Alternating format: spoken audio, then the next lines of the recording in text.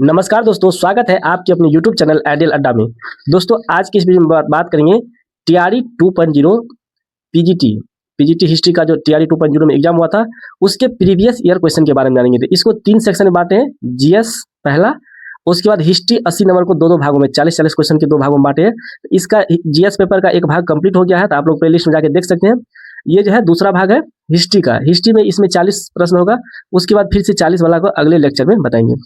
तो आइए इसमें स्टार्ट करते हैं। इसका पहला क्वेश्चन है हिस्ट्री का। हिस्ट्री जो कि हमारे पीजीटी हिस्ट्री में पार्ट 3 में आता है। पहला में लैंग्वेज होता है, दूसरा में जीएस पेपर और तीसरा में जो सब्जेक्ट होता है। सब्जेक्ट में हम लोग हिस्ट्री के बारे में बात करेंगे। ये टीआरई 2.0 का प्रीवियस ईयर क्वेश्चन है। तो इसका पहला प्रश्न है, हड़प्पा सभ्यता की विशेषता कौन सी है? इसमें कह रहा है कि हड़प्पा सभ्यता की विशिष्ट विशेषता। Which of the distinctive feature of the Harappan civilization? Seal है, शहरी नियोजन है, आभूषण है, उपयुक्त में से एक से अधिक, उपयुक्त में से कोई नहीं। तो हड़प्पा सभ्यता का जो है विशिष्ट विशेषता क्या है? तो ये सारे उनकी विशिष्ट विशेषता है। इसका सही आंसर होगा option number D. Option number D, उपयुक्त में से एक से अधिक। उपयुक्त में से एक से अधिक, ये सही है। आइए डिस्कशन कर लेते हैं। हड़प्पा सभ्यता की विशिष्ट विशेषताओं में नगर नियोजन, जल निकास प्रणाली, बृहद स्नानागार, अन्नागार, मोहरे जिसको हम लोग सील कहते हैं, आभूषण में सोना, मनका आदि जो है आदि का हार वहां से प्राप्त हुआ है। कला में जैसे मोहनजोदड़ो से प्राप्त कांस नर्तकी की मूर्ति, हड़प्पा से प्राप्त पाषाण निर्मित नर्तकी की मूर्ति आदि, लोथल से प्राप्त गोदीबारा आदि प्रमुख है। ये सब हड़प्पा सभ्यता की विशिष्ट विशेषता है। अगला प्रश्न है, हड़प्पा सभ्यता निम्नलिखित में से किस क्षेत्र में फैली हुई थी? गुजरात में, अफगानिस्तान में, सिंध में, उपयुक्त में से एक से अधिक, उपयुक्त में से कोई नहीं। तो ये हड़प्पा सभ्यता है सभी क्षेत्रों में फैला हुआ था। इसका सही आंसर होगा एक से अधिक, यानी मोर than one of the above. Harappa सभ्यता का विस्तार गुजरात, अफगानिस्तान, सिंध, उत्तर प्रदेश, राजस्थान, बलूचिस्तान आदि प्रदेशों तक था। हड़प्पा सभ्यता का विस्तार उत्तर में मांडा यानी जम्मू कश्मीर। क्वेश्चन ये पूछा जाता है कि हड़प्पा सभ्यता के उत्तर में क्या है? तो उत्तर में मांडा है, जो कि जम्मू कश्मीर में राज्य में पड़ता है। दक्षिण में दैमाबाद जो महाराष्ट्र में है, और पूर्व में आलमगीरपुर उत्तर प्रदेश में है, और पश्चिम में सुतका गेंडोर जो कि बलूचिस्तान पाकिस्तान में है। स्पेशल नाम पूछेगा तो बलूचिस्तान में है, लेकिन ये बलूचिस्तान पाकिस्तान देश के अंतर्गत आता है। तो सबसे पश्चिम हो जाएगा सुतका गेंडोर, बलूचिस्तान पाकिस्तान में। अगला प्रश्न है, हड़प्पा स्थलों पर which of the following has have been found at the Harappan site? Harappa स्थलों पर क्या क्या इसमें से प्राप्त हुआ है? हल रेखाएं पाई गई है, हल का टेराकोटा मॉडल पाया गया है, नहरों के निशान पाए गए हैं। तो इनमें सभी चीज जो है हड़प्पा सभ्यता से पाया गया है। इसका भी ऑप्शन हो जाएगा एक से अधिक। इसका भी ऑप्शन होगा उपयुक्त में से एक से अधिक। हड़प्पा सभ्यता से कालीबंगा, ये भी क्वेश्चन टीआरई 3 में पूछा गया था। जुते हुए खेत के साक्ष्य कहाँ से मिले हैं? तो कालीबंगा से, जिसको ही हम लोग क्या कहते हैं? हल रेखाएं कहते हैं। बनावली से हल का टेराकोटा मॉडल मिला है। हल का प्रतुप टेराकोटा मॉडल मिला है बनावली से। और सुतघोई अफगानिस्तान से है, नहरों के निशान मिले हैं।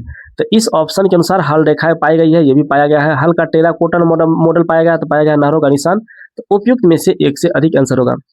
बीपीएससी टीआरई में जो है सबसे ज्यादा कंफ्यूजन ये एक से अधिक, उपयुक्त में से कोई नहीं पैदा करता है। तो आप लोग ऑप्शन को अच्छा से पढ़ करके तब क्वेश्चन का जवाब दीजिएगा। अभी देख सकते हैं इसमें एक से अधिक ले रहा था। इसमें इस बीपीएससी टीआरई 2 में जो है 31 प्रश्न डी और ई ऑप्शन से था।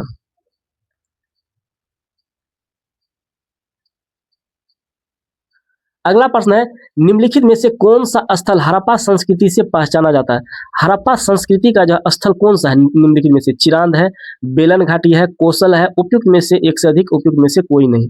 तो हड़प्पा संस्कृति का जो है इसमें से कोई भी स्थल हड़प्पा संस्कृति का नहीं है। ना ही चिरांद है, ना ही बेलन घाटी है, ना ही कोसल है, ना ही आपको इसमें उपयुक्त में से एक से अधिक है। तो हम इसमें मारेंगे ऑप्शन क्या? ऑप्शन नंबर ई। इसमें से कोई भी हड़प्पा संस्कृति का स्थल नहीं है। हड़प्पा सभ्यता संबंधित स्थलों के अंतर्गत कौन कौन सा आता है? तो ये क्वेश्चन यहाँ से भी प्रश्न बन सकता है। कालीबंगा राजस्थान में है, मोहनजोदड़ो पाकिस्तान में है, रोपर, धोलावीरा, सुतका गेंडोर, लोथल, बनावली, आलमगीरपुर, कुनाल आदि प्रमुख है। इनके विपरीत चिरांद, इस ऑप्शन में क्या है हमारा चिरांद है। तो चिरांद क्या है, चिरांद भी तो कोई ना कोई स्थल होगा, तो चिरांद है नवपाषाण कालीन स्थल। ये भी बीपीएससी में पूछा जा चुका है। चिरांद नवपाषाण कालीन स्थल है। निम्नलिखित में से कौन से नवपाषाण कालीन स्थल है, क्वेश्चन ये पूछा गया है। तो चिरांद क्या है, नवपाषाण कालीन स्थल है, जबकि बेलन घाटी जो है पूरा पाषाण काल का है, से लेकर के नवपाषाण काल तक के साक्ष्य बेलन घाटी से प्राप्त हुआ है। कोसल के बारे में जानते हैं। कोसल 16 महाजनपदों में से एक महाजनपद था, जिसकी राजधानी साकेत अयोध्या में थी।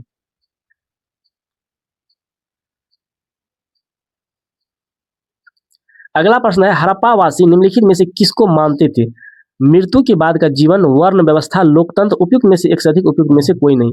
लाइफ आफ्टर डेथ, इसका सही ऑप्शन होगा ऑप्शन नंबर ए।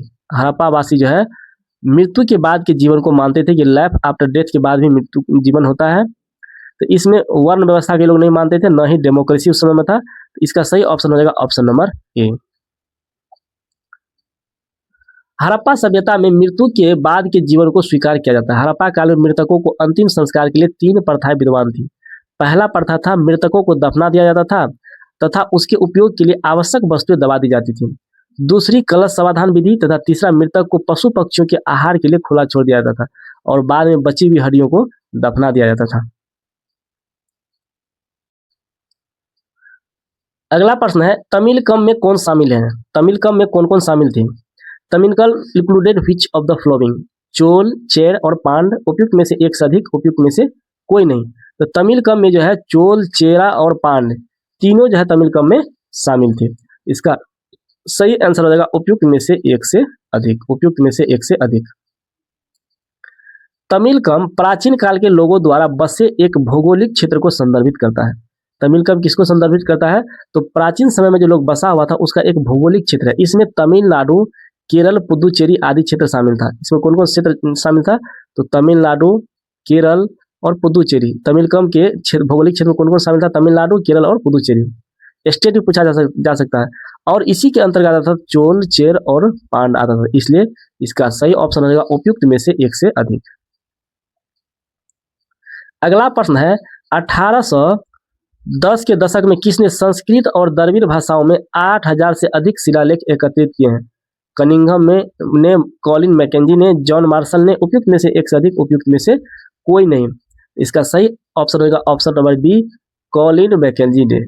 इसका सही ऑप्शन हो जाएगा option number B, Colin Mackenzie ने। 1810 के दशक में कॉलिन मैकेंजी ने संस्कृत एवं द्रविड़ भाषाओं में 8000 से अधिक शिलालेख एकत्रित किए थे। और 1838 में जेम्स प्रिसेप ने अशोक के शिलालेख को सर्वप्रथम पढ़ने का कार्य शुरू किया था।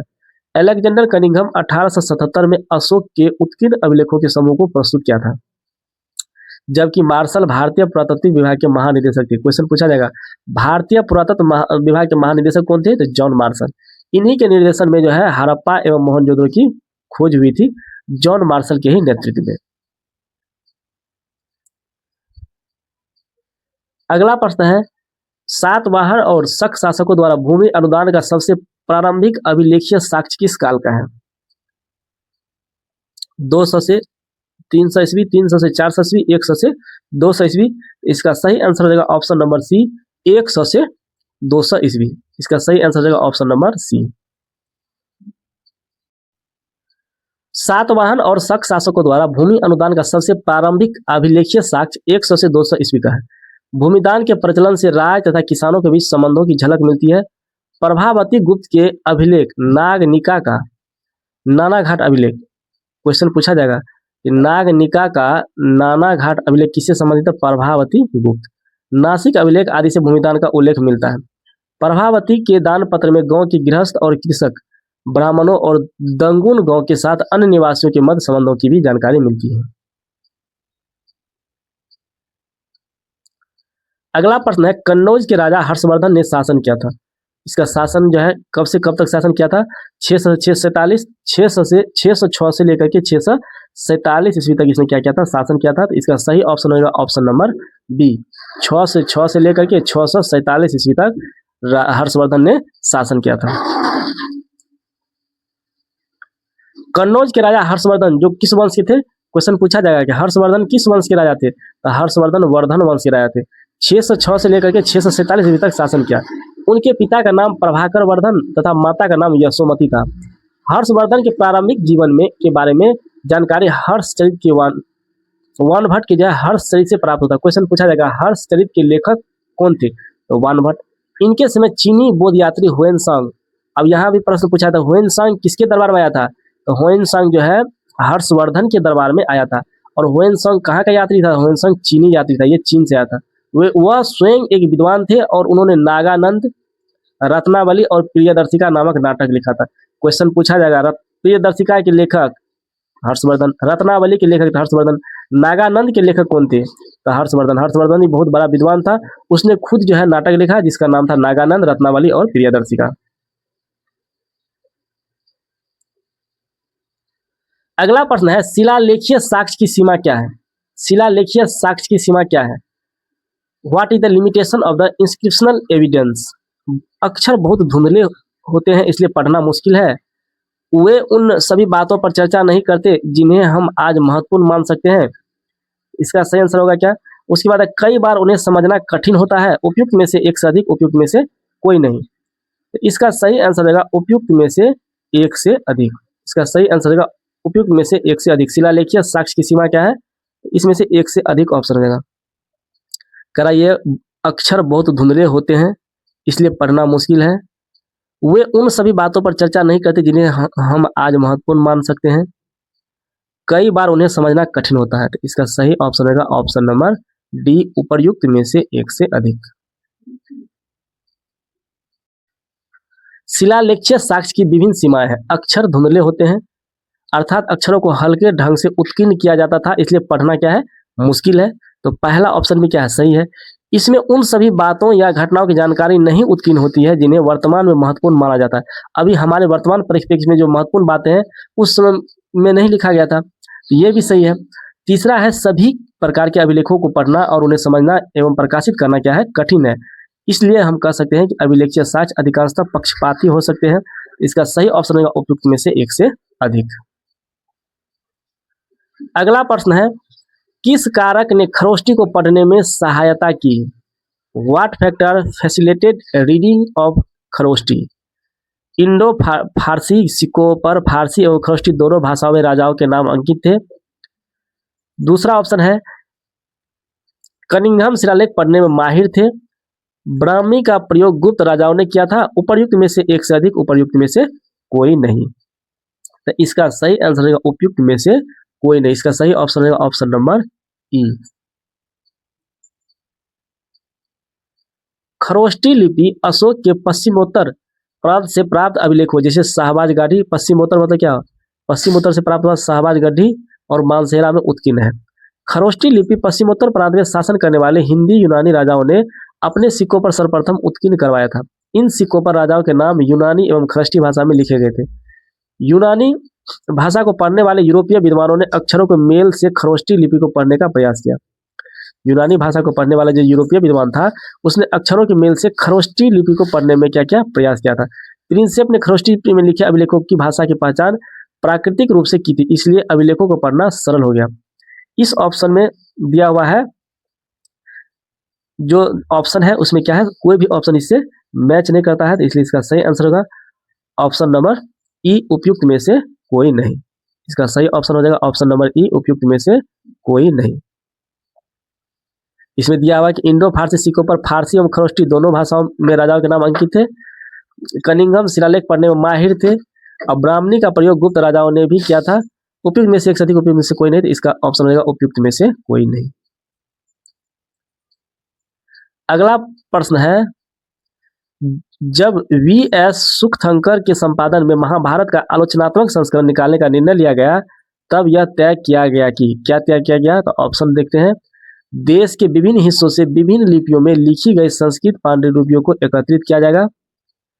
उसके बाद पाई गई पांडुलिपियों पर विशेष ध्यान देना, तमिल में पाई गई पांडुलिपियों पर विशेष ध्यान देना। उसके बाद तीसरा है हड़प्पा संस्कृति के किसी भी संदर्भ का उल्लेख नहीं होना चाहिए। उपर्युक्त में से एक से अधिक, उपर्युक्त में से कोई नहीं। इसका सही ऑप्शन होगा ऑप्शन नंबर ए, देश के विभिन्न हिस्सों से विभिन्न लिपियों में लिखी गई संस्कृत पांडुलिपियों को एकत्रित किया जाएगा। ये वी.एस. वी.एस. सुखथंकर के संपादन में महाभारत का आलोचनात्मक संस्करण निकालने का निर्णय लिया गया। तब यह तय किया गया कि देश के विभिन्न हिस्सों से विभिन्न लिपियों में लिखी गई संस्कृत पांडुलिपियों को एकत्रित किया जाएगा। बाकी ऑप्शन जो है तमिल में पाई गई पांडुलिपि का विशेष ध्यान देना, ये गलत है। हड़प्पा संस्कृति के किसी भी संदर्भ का उल्लेख नहीं होना चाहिए, ये भी क्या है, गलत है। ये कह रहा था कि जो भी देश के विभिन्न हिस्से से आएगा लिपि, अगर संस्कृत पांडुलिपि में लिखा गया तो उस सारे को क्या किया जाएगा, एकत्रित किया जाएगा। इसका सही ऑप्शन हो जाएगा ऑप्शन नंबर ए। 1919 में संस्कृत के विद्वान, 20वीं सदी के विद्वान थे। 1919 में जो संस्कृत के विद्वान वी.एस. सुखथंकर के नेतृत्व में महाभारत का समालोचनात्मक संस्करण निकालने का निर्णय लेते समय यह तय किया गया कि देश के विभिन्न भागों से विभिन्न लिपियों, केरल, तमिलनाडु, कश्मीर, नेपाल आदि देशों में स्थानीय भाषा में लिखा गया महाभारत की संस्कृत पांडुलिपियों को एकत्रित किया जाएगा। तो संस्कृत पांडुलिपि था उसको क्या किया जाएगा, एकत्रित किया जाएगा। इसलिए ऑप्शन क्या आ जाएगा, ए सही। अगला प्रश्न है, सल्तनत काल में उलुक क्या था? उलुक पैदल सैनिक, घोड़ा पोस्ट, दृढ़ गैरिसन, उपयुक्त में से एक से अधिक, उपयुक्त में से कोई नहीं। इसका सही आंसर होगा उलुक था घोड़ा पोस्ट। घोड़ा पोस्ट को जो है उलुक कहते हैं। ये सारे एनसीईआरटी क्लास 12 की बुक से लिया गया, 12th हिस्ट्री से ये डायरेक्ट क्वेश्चन पूछा गया। सल्तनत काल में उलुक क्या था? तो घोड़ा पोस्ट। सल्तनत काल में उलुक घोड़ा पोस्ट यानी अश्व डाक व्यवस्था को कहते थे। इस व्यवस्था में 4 मील की दूरी पर स्थापित राजकीय घोड़ों द्वारा डाक का संचालन किया जाता था। सल्तनत कालीन डाक व्यवस्था की जानकारी इब्न बतूता देता है। पैदल डाक सेवा को दावा कहते थे।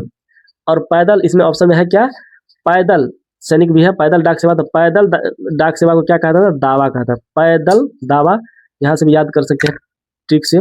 सल्तनत काल में पैदल सैनिकों को पायक कहते थे और पैदल सैनिक को क्या कहता था? पायक कहा जाता था।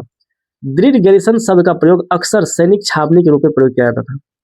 और दृढ़ गैरिसन किसको कहते थे? जो सैनिक छावनी था उसको कहा जाता था दृढ़ गैरिसन। और पैदल डाक सेवा को दावा और पैदल सैनिक को क्या कहता था? पायक।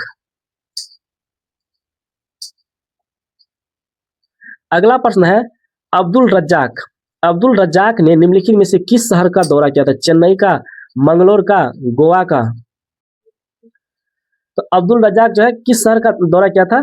इसका सही आंसर हो जाएगा अब्दुल रज्जाक जो है मंगलोर का दौरा किया था। मंगलोर। इसका सही ऑप्शन होगा option number B. Option number B, Mangalore का दौरा किया था अब्दुल रज्जाक। आप लोग कमेंट करके बताएं कि अब्दुल रज्जाक किसके दरबार में आया था। क्वेश्चन पूछा गया है कि अब्दुल रज्जाक किसके दरबार में आया था।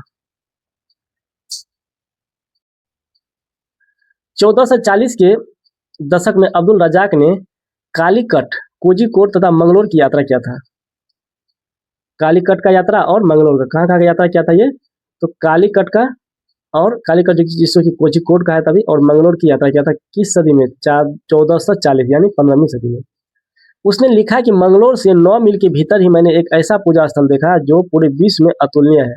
यह वर्गाकार था जिसकी प्रत्येक भुजा लगभग 10 गज ऊंचाई, 5 गज तथा 4 द्वार मंडपों के साथ पूरी तरह से ढले हुए कांसे से ढका हुआ। प्रवेश द्वार के द्वार मंडप में सोने की बनी हुई मानव की मूर्तियां स्थापित की गई थी।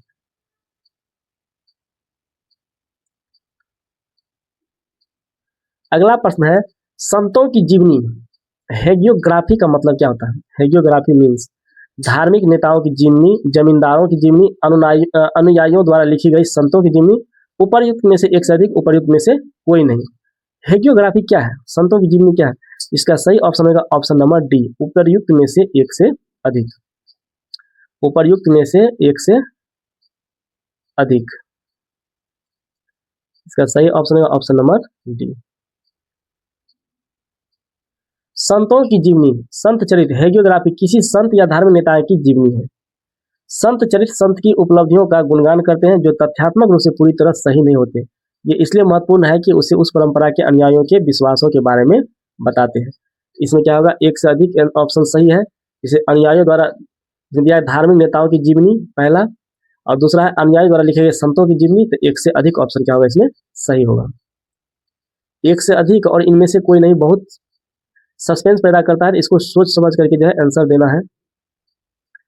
अगला प्रश्न है, सांची के प्राचीन स्थलों के संरक्षण के लिए किस शासक ने धन उपलब्ध कराया था? सांची में जो प्राचीन स्थल था, ये भी एनसीईआरटी का एनसीईआरटी हिस्ट्री क्लास 12 से लिया गया है प्रश्न, जिसमें कि हमारे विजयनगर साम्राज्य के बारे में जिसमें बताया इस चैप्टर में, उसी चैप्टर से ये प्रश्न लिया गया है। सांची के प्राचीन स्थल के संरक्षण के लिए किस शासक ने धन उपलब्ध कराया था? आप लोग को हिस्ट्री के क्लास 6 से लेकर के 12 तक एनसीईआरटी का पूरा डिस्कशन, सबका टॉपिक वाइज जो है एमसीक्यू कराया जाएगा।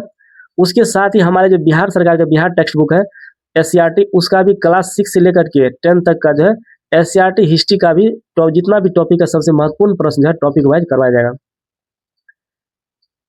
तो कह रहा है इसमें किसने जो है सांची के प्राचीन स्थल के लिए संरक्षण के लिए किस शासक ने धन उपलब्ध कराया था? सुल्तान जहां बेगम ने, शाहजहां बेगम ने, रुखसाना बेगम ने, उपयुक्त में से एक से अधिक, उपयुक्त में से कोई नहीं।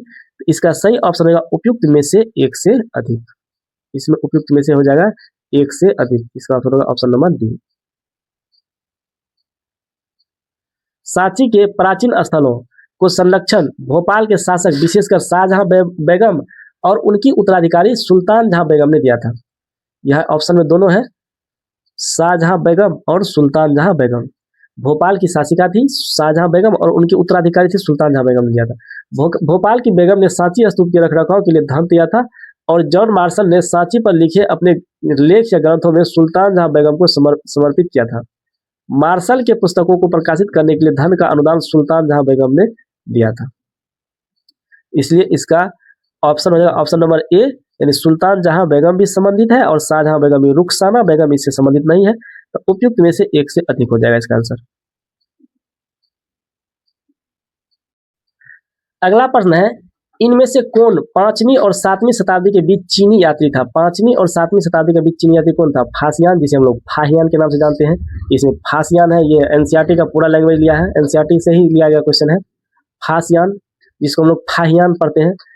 और जुआंगजियान और फानजांग, उपयुक्त में से एक से अधिक, उपयुक्त में से कोई नहीं। इसका सही आंसर हो जाएगा ऑप्शन नंबर डी, उपयुक्त में से एक से अधिक। इसका सही आंसर होगा उपयुक्त में से एक से अधिक, more than one of the above. Faxian, Xuanzang या फानजांग जैसे चीनी बौद्ध यात्री लगभग 5वीं से 7वीं शताब्दी के मध्य भारत आए थे। इसलिए इसमें दो ऑप्शन है, फानजांग, फासियान, एक से अधिक आंसर हो जाएगा। और फासियान ने अपने मूल देश लौटने के लिए अपनी यात्रा बंगाल से शुरू की थी। क्वेश्चन पूछा जाएगा कि फासियान ने अपने मूल देश को लौटने के लिए अपनी यात्रा कहाँ शुरू किया था? बंगाल से शुरू किया था। और फानजांग ने भारतीय बौद्ध भिक्षु दिवाकर मित्र के साथ मिलकर प्राचीन बौद्ध ग्रंथों का चीनी भाषा में अनुवाद किया था। क्वेश्चन पूछा जाएगा कि फासियान ने किस बौद्ध भिक्षु के साथ मिलकर के प्राचीन बौद्ध ग्रंथों का जो है अनुवाद चीनी भाषा में किया था? तो दिवाकर मित्र के साथ मिलकर के। यहाँ से भी प्रश्न पूछा जा सकता है। अगला प्रश्न है, निम्नलिखित में से कौन सही कथन है? प्राचीन भारत में कुछ शासक क्षत्रिय थे, कुछ शासक गैर क्षत्रिय थे, कोई भी शासक ब्राह्मण नहीं था, उपर्युक्त में से एक से अधिक, उपर्युक्त में से कोई नहीं। इसका सही आंसर होगा ऑप्शन नंबर डी, उपर्युक्त में से एक से अधिक। करा प्राचीन भारत में कुछ शासक क्षत्रिय थे, ये सही है। कुछ शासक गैर क्षत्रिय भी थे, ये भी सही है। कोई भी शासक ब्राह्मण नहीं था, ये सही नहीं, ब्राह्मण शासक भी था। तो एक से ए और बी सही है, तो इसका सही आंसर होगा उपर्युक्त में से एक से अधिक।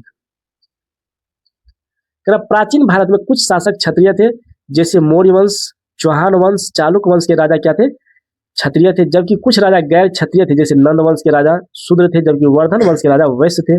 और प्राचीन भारत में शुंग वंश, सातवाहन वंश, कदम वंश आदि के शासक ब्राह्मण थे। शुंग वंश के पुष्मित शुंग ब्राह्मण थे, सातवाहन वंश के। इसलिए इसमें जो सी ऑप्शन है, कोई भी ब्राह्मण शासक नहीं था, ये गलत है। लेकिन ए और बी क्या है? सही है। इसलिए इसका ऑप्शन सही हो जाएगा उपर्युक्त में से एक से अधिक। आप लोग इस चैनल में बने रहे, इस प्रकार की व्याख्या आप पूरा यूट्यूब चैनल में सर्च करके देख लीजिए। किसी भी बड़े से बड़े चैनल में आपको नहीं देखने को मिलेगा। और ऐसे ऑप्शन सहित डिस्कशन कोई भी नहीं कराया फ्री में, यहाँ पे आपको बिल्कुल फ्री में यूट्यूब चैनल मिलेगा। बड़े बड़े यूट्यूब चैनल वाले आकर के प्रचार करके एक आपको वीडियो दिखा देंगे, उसके बाद बोलेंगे मेरा पेड क्लास लीजिए। आपको बीपीएससी तैयारी 4 पीजीटी, टीजीटी 6 to 8 का हिस्ट्री सारा क्लास बिल्कुल फ्री कराया जाएगा। तो वीडियो को अधिक से अधिक दोस्तों को शेयर कीजिए और चैनल पर नए हैं तो चैनल को सब्सक्राइब कर लीजिए। लाइक कमेंट करके बताएं कि ये वीडियो आप लोगों को कैसा लगा, इस प्रश्न का एनालिसिस कैसा लगा, इसका को कमेंट करके आप लोग जरूर बताएं। आइए अगला प्रश्न है, चारण चरित्र लिखने के लिए निम्नलिखित में से किस सामग्री का उपयोग किया गया? चारण चारण चरित्र लिखने के लिए किसका प्रयोग किया जाता था? कपड़ा का, पेपर का, तार के पत्ता का, उपर्युक्त में से एक से अधिक, उपर्युक्त में से कोई नहीं। तो चारण चरित्र करा which of the following materials was used to write चारण चरित्र। चारण चरित्र क्या होता था? चारण चरित्र लिखने के लिए जो है इसका सही ऑप्शन होगा उपयुक्त में से एक से अधिक। इसका सही ऑप्शन होगा उपयुक्त में से। चारण चरित्र लिखने के लिए प्राचीन काल में जो है कपड़ा का भी उपयोग किया जाता था और तार के पत्ता का भी प्रयोग किया जाता था। भूजपत्र का भी प्रयोग किया था, भूजपत्र का उपयोग किया जाता था। चारण चरित्र का अर्थ होता है वंश की कृति गाने वाला, अर्थात चारणों द्वारा ऋषियों देवताओं की प्रशंसा में गाए गए गीत को कहा जाता है चारण चरित्र। तो चारण चरित्र कपड़ा पे भी लिखा जाता था, तार के पत्ता पे भी, ऑप्शन में है कपड़ा और तार के पत्ता। पेपर उस समय लिखा था, पेपर पे नहीं होगा। भूजपत्र पे भी लिखा जाता था। और चारण चरित्र का अर्थ होता है वंश की कृति, जिस वंश का था उसका क्या कृति था, गाने वाला, अर्थात चारणों द्वारा ऋषियों तथा देवताओं की प्रशंसा में गाए गए गीत है। चारण परंपरा प्राचीन भारत में ऋषि संस्थान के रूप में आरंभ हुई और संस्कृत ग्रंथों में चारणों को देवताओं की स्तुति करते हुए चित्रित किया गया है। इनके बारे में जानकारी ऋग्वेद में, रामायण में, महाभारत में आदि ग्रंथों से प्राप्त होती है चारण चरित्र के बारे में। अगला प्रश्न है 1914 में प्रकाशित द मॉन्यूमेंट्स ऑफ सांची का लेखक कौन है? Who is the author of monuments of Sanchi published in 1914? Alexander Cunningham, Alfred Foucher, John Marshall, उपर्युक्त में से एक से अधिक, उपर्युक्त में से कोई नहीं। इसका सही ऑप्शन होगा ऑप्शन नंबर डी, उपर्युक्त में से एक से अधिक। उपर्युक्त में से एक से अधिक। 1914 में जॉन मार्शल और अल्फ्रेड फाउचर, जिसे अल्फ्रेड फूसे भी कहते थे, ने द मॉन्यूमेंट्स ऑफ सांची पुस्तक का प्रकाशन करवाया था। इसलिए ऑप्शन में दोनों है, अल्फ्रेड, जॉन मार्शल भी है और अल्फ्रेड फाउचर भी है, जिसे अल्फ्रेड फूसे भी कहा जाता था।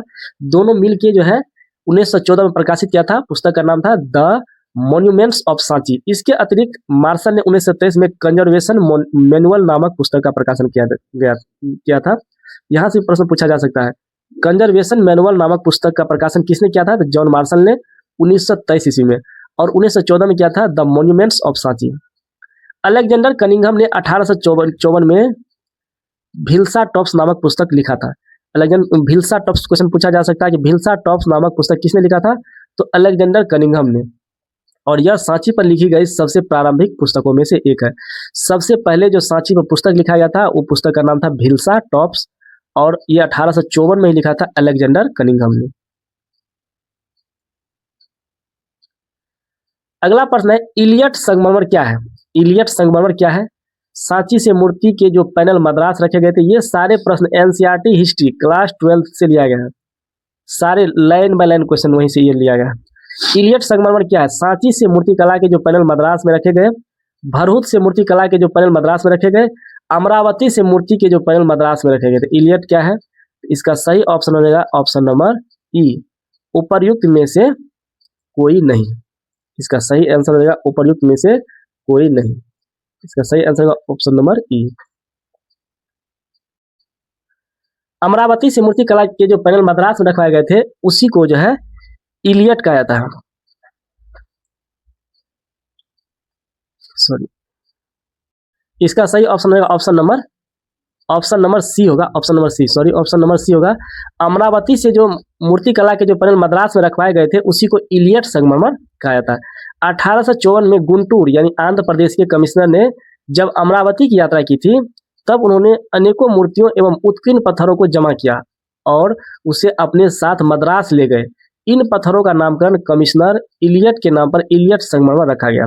इसका सही ऑप्शन होगा ऑप्शन नंबर सी।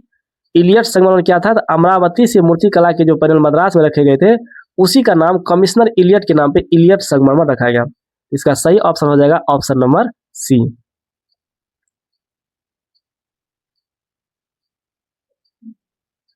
अगला प्रश्न है आहत सिक्के किस धातु से बने होते थे? आहत सिक्का सोना से, पीतल से, जस्ता से। उपर्युक्त में से एक से अधिक, उपर्युक्त में से कोई नहीं। इसमें जो है न सोना से बना था, न जस्ता से बना था, न ही पीतल से बना होता था। इसका सही ऑप्शन है ऑप्शन नंबर ई, उपर्युक्त में से कोई नहीं। तो किसका बना होता था? आइए डिस्कशन कर लेते हैं।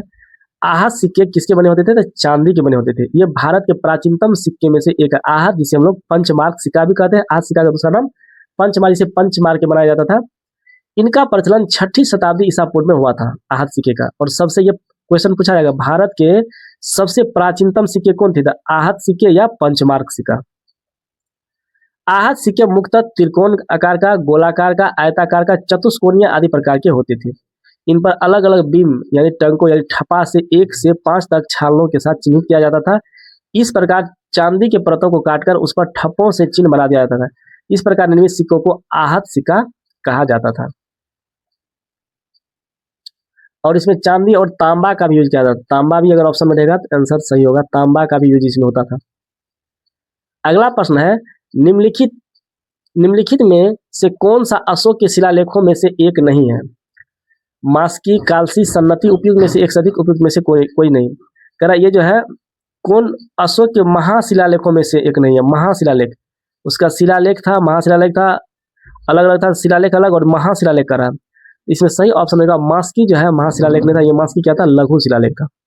लघु शिलालेख महाशिलालेख पूछा जाता है। इसमें कह रहा है कि इसमें आपको अगर पूरा पढ़ा हुआ तभी इसका जवाब दे सकते हैं कि कौन लघु है और कौन महाशिलालेख है। इसका सही ऑप्शन होगा ऑप्शन नंबर ए मास्की। मास्की महाशिलालेख नहीं था। अगला प्रश्न है, मास्की अभिलेख अशोक का लघु शिलालेख है और मास्की गुर्जरा, नेतुर और उदय गोलक के अभिलेखों में अशोक का पूरा नाम मिलता है। अशोक के प्रमुख महाशिलालेख शाहबाज गढ़ी, मानसेरा, कालसी, सन्नति, धौली आदि भारत के विभिन्न स्थानों से प्राप्त हुए हैं। ये सारे क्या है, अशोक के महाशिलालेख है। महाशिलालेख कौन कौन है, शाहबाज गढ़ी, मानसेरा, कालसी, सन्नति, धौली। ये सब एनसीईआरटी में आपको मिल जाएगा, महाशिलालेख और लघु शिलालेख सब। अगला प्रश्न है, महाबलीपुरम में एक विशाल चट्टान की सतह पर एक प्रसिद्ध मूर्तिकला क्या दर्शाती है। महाबलीपुरम, ये भी एनसीईआरटी का क्वेश्चन है।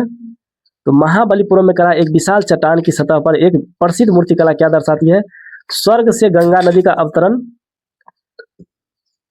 अर्जुन हथियार प्राप्त करने के लिए नदी तट पर तपस्या कर रहे थे, कावेरी नदी का अवतरण, उपर्युक्त में से एक से अधिक, उपर्युक्त में से कोई नहीं। इसका सही आंसर होगा उपयुक्त में से एक से अधिक। इसका सही आंसर होगा ऑप्शन नंबर डी, उपर्युक्त में से एक से अधिक। महाबलीपुरम यानी मामल्लपुरम के मंदिरों का निर्माण एक विशाल पर्वत को काटकर पल्लव राजा नरसिंह वर्मन प्रथम ने करवाया था। यहाँ से प्राप्त मूर्तिकला में स्वर्ग से गंगा नदी का अवतरण, अर्जुन हथियार प्राप्त करने के लिए नदी तट पर तपस्या करते हुए और कावेरी नदी का अवतरण, पंचरथ आदि प्राप्त हुए। ये 4 प्रकार के, पंचरथ ऑप्शन में नहीं है लेकिन 3 तो ऑप्शन में है कि यहाँ से क्या मिला था, गंगा नदी का अवतरण, अर्जुन हथियार प्राप्त करने के लिए नदी तट पर तपस्या करते हुए और कावेरी नदी का अवतरण जो है और पंचरथ, 5 रथ प्राप्त हुआ। ये सारा एनसीईआरटी क्लास 12 का से डायरेक्ट लिया गया है। इसका सही ऑप्शन होगा उपयुक्त में से एक से अधिक। अगला प्रश्न है, स्मारक के संरक्षण के मामले में सांची क्यों बची रही जबकि अमरावती नहीं बची। सांची बचा रहा लेकिन अमरावती क्या हुआ, नष्ट हो गया। अमरावती समुद्र तट पे था, अमरावती को अंग्रेजों ने फ्रांसीसियों से खरीदा था, अमरावती को अंग्रेजों ने पुर्तगालियों से खरीदा था, उपर्युक्त में से एक से अधिक, उपर्युक्त में से कोई नहीं। इसका सही आंसर हो जाएगा उपर्युक्त में से कोई नहीं। इसका सही आंसर, ये सारे ऑप्शन में से कोई भी सही नहीं है। स्मारक के संरक्षण के मामले में सांची के स्तूप इसलिए बचे रहे क्योंकि भोपाल के नवाबों एवं बेगमों ने इसे संरक्षण दिया था, जबकि अमरावती के स्तूप को किसी भी शासक द्वारा संरक्षित नहीं किया गया था। तो 1796 में स्थानीय राजा जब मंदिर बनवा रहे थे तब अमरावती के स्तूपों के अवशेष मिलने लगे थे। राजा ने प्राप्त अवशेषों को मंदिर निर्माण में प्रयुक्त कर लिया। कॉलिन मैकेंजी ने यहाँ से प्राप्त मूर्तियों एवं अवशेषों पर कई लेख लिखे किंतु वे कभी छपे नहीं। इस प्रकार संरक्षण के अभाव में अमरावती स्तूप नष्ट हो गया था।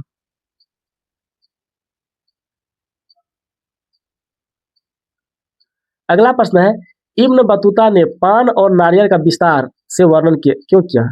पान और नारियल के बारे में से क्यों बताया, क्योंकि उन्हें ये दोनों उत्पाद पसंद थे। वे चाहते थे कि इन दोनों पेड़ों को संरक्षित किया जाए। इन दोनों पेड़ों से बनी औषधि से पेट का गंभीर दर्द ठीक हो जाता था। उपर्युक्त में से एक से अधिक, उपर्युक्त में से कोई नहीं। इसका सही आंसर हो जाएगा उपर्युक्त में से कोई नहीं। न ही उसको इससे पेट दर्द ठीक होता है। इब्न बतूता ने पान और नारियल का विस्तार से वर्णन इसलिए किया था क्योंकि बहुत से लोग इन वस्तुओं से अपरिचित थे। इब्न बतूता पान के बारे में लिखता है कि पान के वृक्ष को अंगूर की लता की तरह उगाया जाता है तथा इसे खाने से पहले सुपारी ली जाती है। नारियल के बारे में लिखते हुए कहता है कि इसके वृक्ष स्वरूप में सबसे अनोखे एवं प्रकृति में सबसे विस्मयकारी वृक्षों में से एक है। ये बिल्कुल खजूर के वृक्ष की तरह दिखते हैं। ऑप्शन में ऐसी बात किसी ने जिक्र नहीं किया है, इसलिए इसका सही ऑप्शन होगा उपर्युक्त में से कोई नहीं।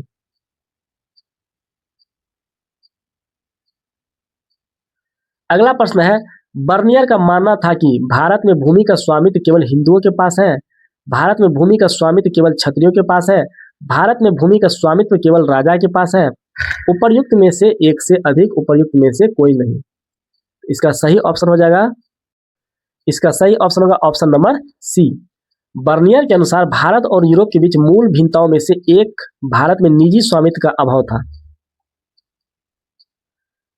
उसका मानना था कि मुगल साम्राज्य में सम्राट ही समस्त भूमि का मालिक था, अर्थात भारत में भूमि का स्वामित्व केवल राजा के पास था। आगे वह लिखता है कि सम्राट ही भूमि को अपने अमीरों के बीच बांटता था, इसलिए इसका ऑप्शन हो जाएगा ऑप्शन नंबर सी सही, कि राजा का भूमि का स्वामित्व जो है केवल किसके पास था, राजा के पास था। अगला प्रश्न है, निम्नलिखित में से कौन सा कथन सही है? 17वीं शताब्दी के दौरान भारत की तुलना में पश्चिमी यूरोप के शहरी केंद्रों में अधिक संख्या में लोग रहते थे। 17वीं शताब्दी में जो है के दौरान भारत की तुलना में पश्चिमी यूरोप के शहरी केंद्रों में अधिक संख्या में लोग रहते थे। दूसरा है, 17वीं शताब्दी के दौरान पश्चिमी यूरोप की तुलना में भारत में शहरी केंद्रों में अधिक संख्या में लोग रहते थे। तीसरा है, भारत की सभी भूमि पर राजशाही का स्वामित्व था। उपर्युक्त में से एक से अधिक, उपर्युक्त में से कोई नहीं। इसका सही ऑप्शन है ऑप्शन नंबर बी। 17वीं शताब्दी के दौरान पश्चिमी यूरोप की तुलना में भारत में शहरी केंद्रों में अधिक संख्या में लोग रहते थे।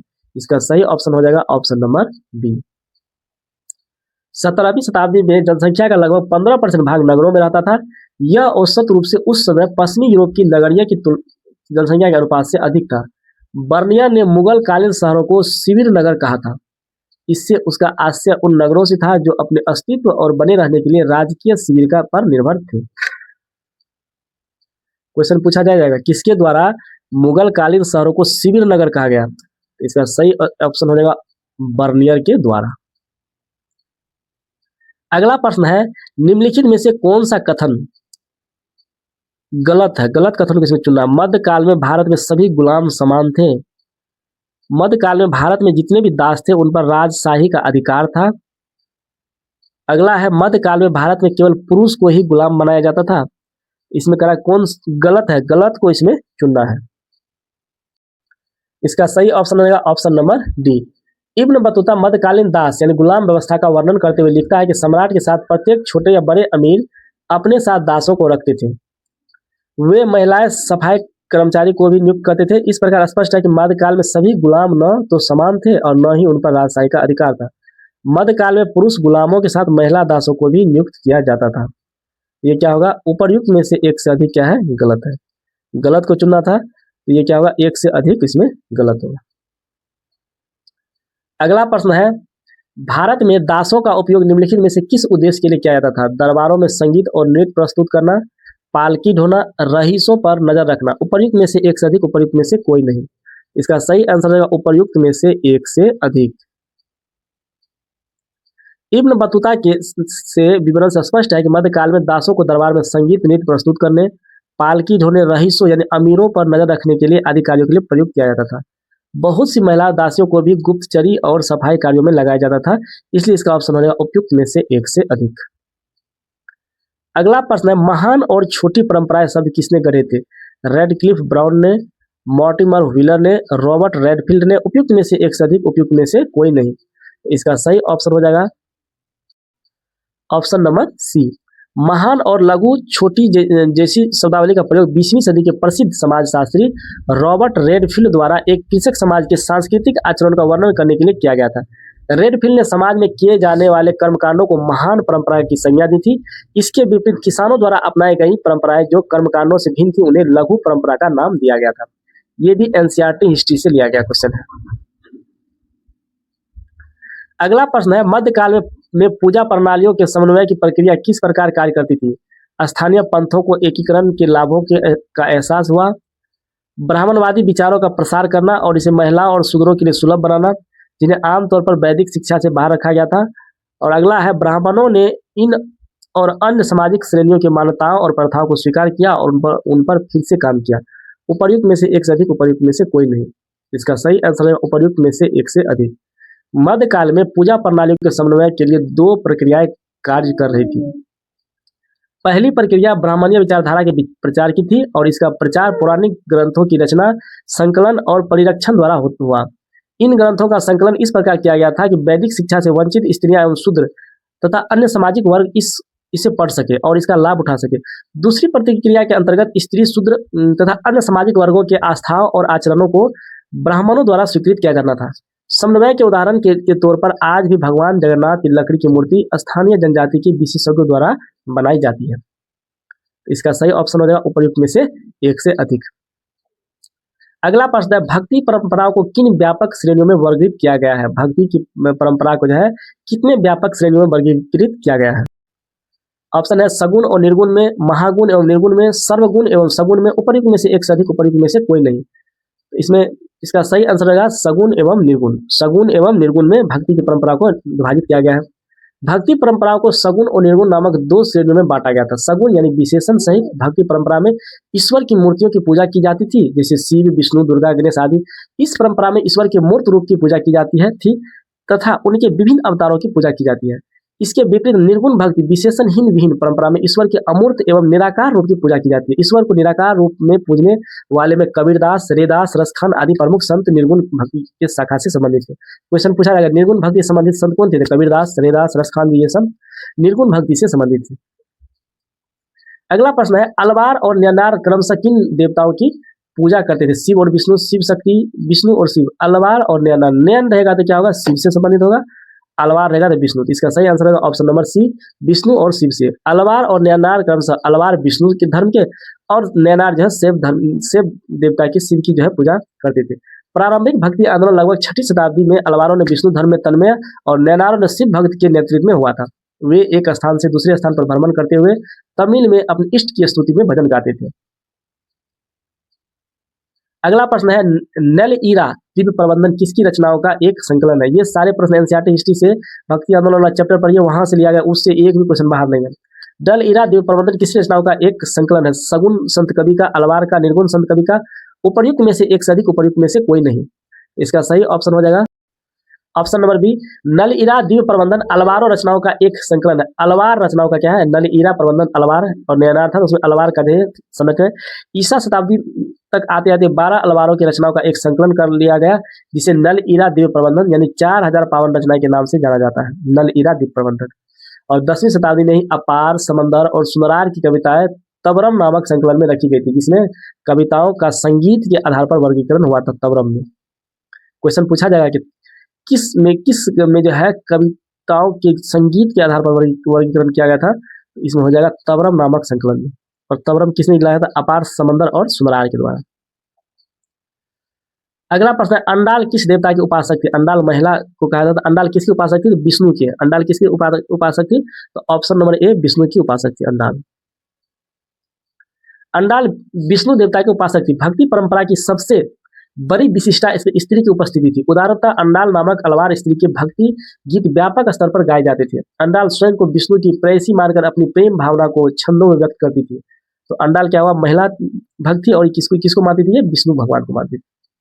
और अपनी भक्ति परंपरा बड़ी विशिष्टता से अपने स्त्री की उपस्थिति होती थी इसमें।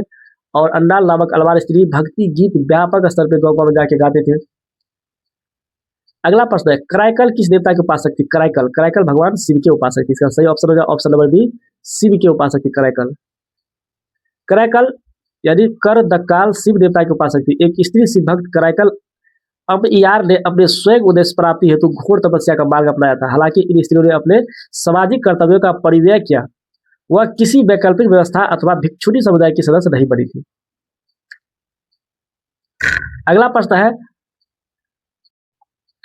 ब्राह्मण बसवन्ना किस आंदोलन के उद्भव के लिए प्रसिद्ध थे? ब्राह्मण बसवन्ना जो है किस आंदोलन के उद्भव के लिए जो है प्रसिद्ध थे?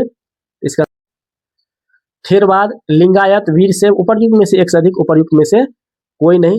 तो बसवन्ना जो है इसमें उपर्युक्त में से एक से अधिक के जो है हो जाएगा आंसर। ब्राह्मण बसवन्ना वीरशैव लिंगायत आंदोलन के उद्भव के लिए प्रसिद्ध है। इसमें दो ऑप्शन होगा, वीरशैव और लिंगायत। और थेरवाद किससे संबंधित है, आप लोग कमेंट करके बताएं, थेरवाद किस धर्म से संबंधित है। 12वीं शताब्दी में कर्नाटक में एक नवीन आंदोलन का उद्भव हुआ, जिसका नेतृत्व बसवन्ना ने 1106 से 1168 नामक एक ब्राह्मण ने किया था। बसवन्ना कलचुरी यानी कलचुरी राजा के दरबार में मंत्री था। इनके अनुयायी वीरशैव यानी शिव के वीर व लिंगायत लिंग धारण करने वाले कहलाए थे।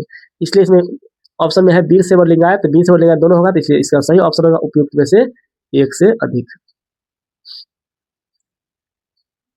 सरिया का अर्थ क्या है। सरिया जरतुस्ती समुदाय को नियंत्रित करने वाले कानून, मुस्लिम समुदाय को नियंत्रित करने वाले कानून, पारसी समुदाय को नियंत्रित करने वाले कानून। सरिया क्या है, तो सरिया क्या है, इसका सही ऑप्शन हो जाएगा ऑप्शन नंबर बी, मुस्लिम समुदाय को नियंत्रित करने वाले कानून को सरिया कहा जाता है। सरिया का अर्थ है मुस्लिम समुदाय को नियंत्रित करने वाला कानून। सरिया मुसलमान समुदाय को निर्देशित करने वाला कानून है। यह कुरान शरीफ और हदीस पर आधारित है। सरिया किस पर आधारित है, तो कुरान शरीफ और हदीस पर आधारित है। हदीस का अर्थ है पैगंबर साहब से जुड़ी परंपराओं, जिनके अंतर्गत उनके स्मृति शब्द और क्रियाकलाप भी आते हैं। अगला प्रश्न है 712 ईस्वी में किस शासक ने सिंध पर विजय प्राप्त की। मोहम्मद बिन अहमद ने, मोहम्मद बिन तुगलक ने, मोहम्मद बिन कासिम ने, उपर्युक्त में से एक से अधिक, उपर्युक्त में से कोई नहीं।